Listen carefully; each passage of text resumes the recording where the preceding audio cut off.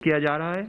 जरूरत है कि इस जिले का प्रशासन अपने उन एक्टिविटीज को कंटिन्यू रखे जिसके द्वारा वह केसेस कंट्रोल करने में अब तक रिलेटिवली सक्षम दिखाई दे रहे हैं।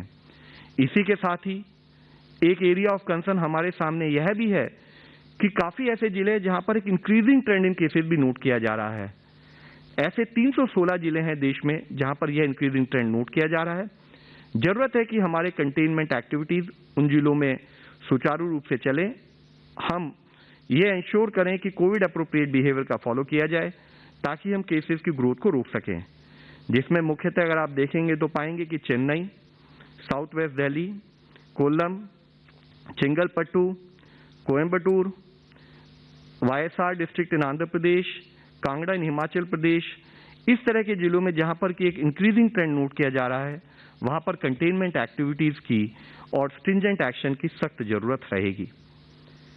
ओवरऑल देश की वैक्सीन कवरेज देखें तो पाते हैं कि हमारे देश ने जो अब तक वैक्सीनेशन कवर किया है उसमें 18 करोड़ डोजेज दी जा चुकी हैं, जिसमें people above 45 years of age 13.74 crore doses, health care workers 1.62 crore doses, इसी तरह से फ्रंटलाइन वर्कर्स 2.25 करोड़ डोजेज, और वह आयु वर्ग 18 से 44 जो आयु वर्ग है उसमें करीब 42.59 लाख डोजेज दी जा चुकी हैं।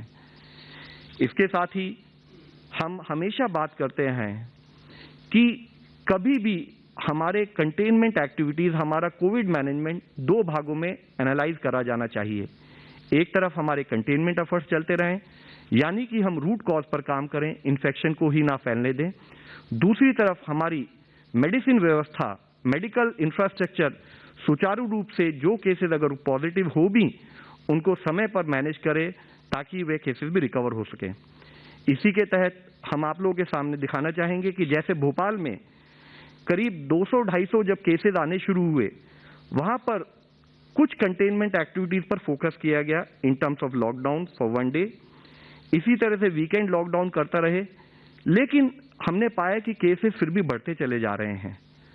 उन बढ़ते केसेस की परिस्थिति में हमने देखा कि एक स्थाई पर केस पॉजिटिविटी जो 14% थी वह बढ़ी 22% हुई, 22 से 25, 25 से 29 और 29 से बढ़ते बढ़ते 33 और 37% हो गई, जिससे यह पता लगता है कि वहां पर स्प्रेड ऑफ इन्फेक्शन बहुत बढ़ गया था, जो ओवरऑल हमारे कितने भी एफर्ट्स हो उसमें हेल्थ सिस्टम पर स्ट्रेन पैदा कर सकता है।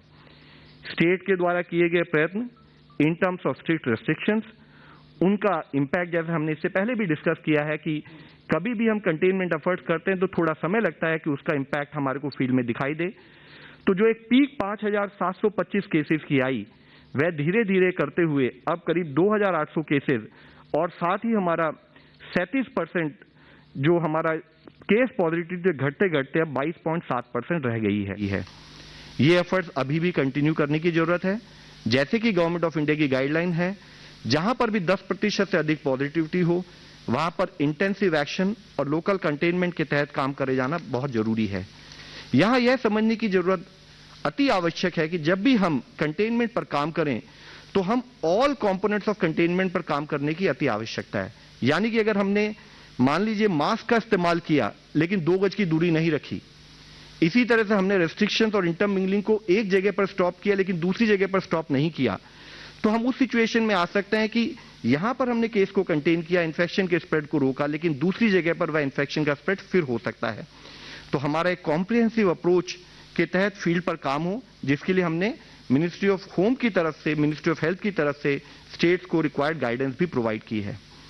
आज एक स्थाई पर जब हम अपने घरों में रह रहे हैं रिलेटिवली, हमारे को जरूरत है कि हम एक ऐसा मैकेनिज्म भी क्रिएट करें कि रेगुलर मेडिकल संबंधित गाइडलाइंस, रेगुलर मेडिसिन संबंधित जो हमें जानकारी या कोई हमारी डॉक्टर से अगर हमें संपर्क करना हो तो हम घर पर रहकर भी उसे कर सकें, जिसके तहत हम आप लोगों की दृष्टि में लाना चाहेंगे स्टे होम स्टे सेफ। उसके तहत गवर्नमेंट ऑफ इंडिया ने एक टेलीमेडिसिन पद्धति भी शुरू की है, जिसके तहत आप लोगों की दृष्टि में स्पेसिफिकली हम लोग लाना चाहेंगे कि यह ई संजीवनी एप्लीकेशन जिसके 2 कंपोनेंट हैं, यह अब तक 50 लाख पेशेंट्स को 31 स्टेट में सर्विसेज प्रोवाइड कर चुकी है।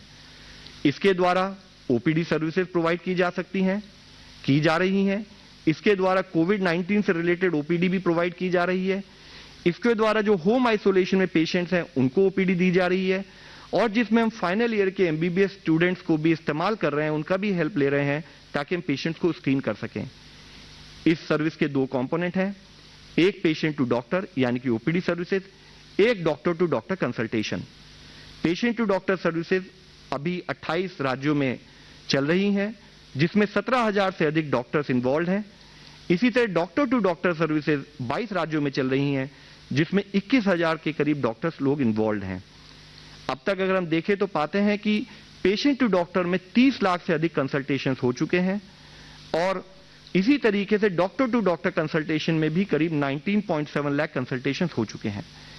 यहां हम आप लोगों की दृष्टि में लाना चाहेंगे, पेशेंट टू डॉक्टर कंसल्टेशन का बड़ा सिंपल सा प्रोसेस है। इसमें आप हमारी वेबसाइट पर जा सकते हैं ई-संजीवनी ओपीडी पर, वहां पर आप अपना वेरीफाई करेंगे एक मोबाइल नंबर, उसके बाद एक टोकन आपके लिए जनरेट किया जाएगा जो भी पेशेंट ये सर्विसेज चाहता है।